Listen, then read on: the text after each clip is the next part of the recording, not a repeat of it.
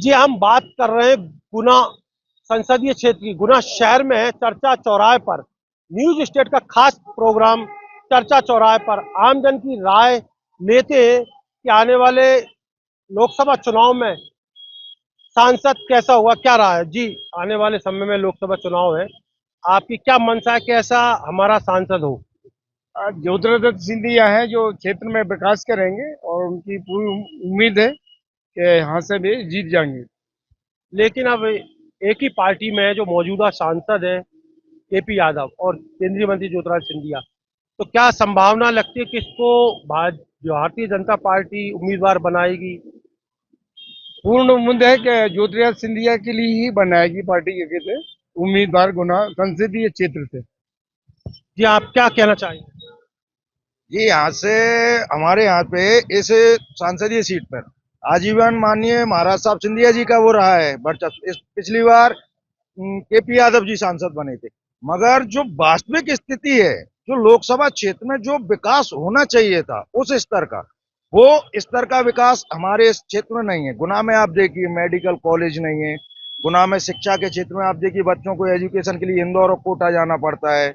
और जिस तरीके से डेवलप और उद्योग में देखिए मजदूरी मेहनत के लिए आदमी गुजरात और महाराष्ट्र जाती है ऐसे जनता, वो विकास होना चाहिए था, वो विकास नहीं हुआ। सांसद केपी यादव जी को पिछले लोकसभा में यहाँ की जनता ने इतना विश्वास करके मत दिया था, एक महाराजा को परास्त दी थी, मगर 5 साल में वो क्या राजनीतिक शिकार हुए बीजेपी के, क्या हुआ, उनका कुछ भी नहीं चला। 5 साल में उन्होंने कोई ऐसे विकास के 10 कार्य नहीं किए। हाँ, उनका स्वभाव अच्छा है, नेचर अच्छा है, हंसते हैं, जनता में मिलते हैं जुलते हैं, मगर जो विकास होना चाहिए था वो विकास नहीं हो पाया है यहाँ पे। राष्ट्रीय स्तर पर क्या असुविधा है गुना में, क्या चाहते थे पिछले 5 सालों में कोई एक अच्छा सा विकास गुना शहर के लिए हुआ हो।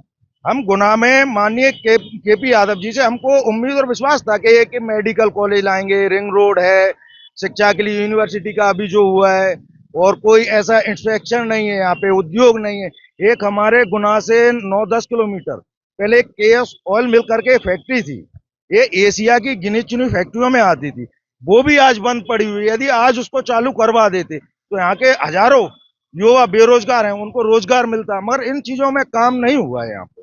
अब सवाल ये है कि केंद्रीय मंत्री ज्योतिरादित्य सिंधिया भारतीय जनता पार्टी से, मौजूदा सांसद केपी यादव भी भारतीय जनता पार्टी से, तो भारतीय जनता पार्टी किसको अपना उम्मीदवार बनाएगी, क्या चाहते हैं आप। पार्टी जिसको भी अपना उम्मीदवार बनाए या जो भी हमारे क्षेत्र से सांसद चुना जाए, वो जनता के बीच में रहकर जनता को जो समस्या आ रही है उनका समाधान करने की कोशिश करे।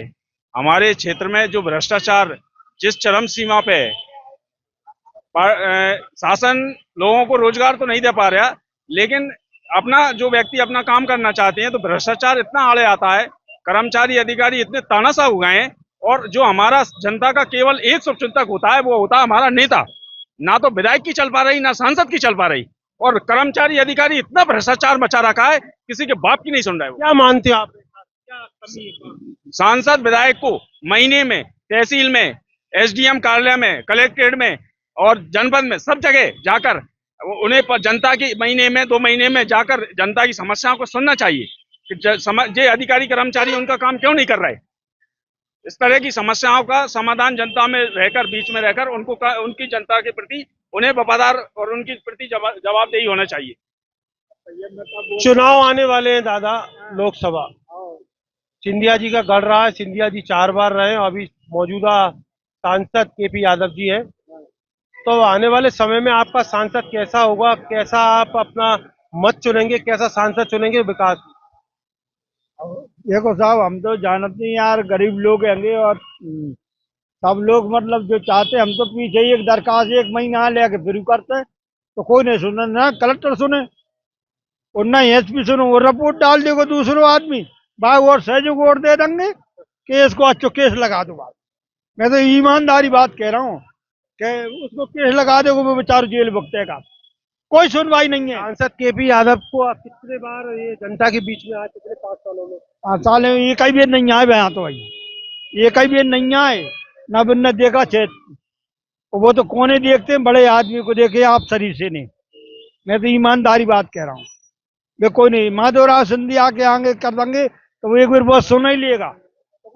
जी आप युवा हैं, आने वाले समय में लोकसभा चुनाव है, कैसा सांसद होगा, इस शहर में कितना विकास करेगा, क्या आपकी मंशा है?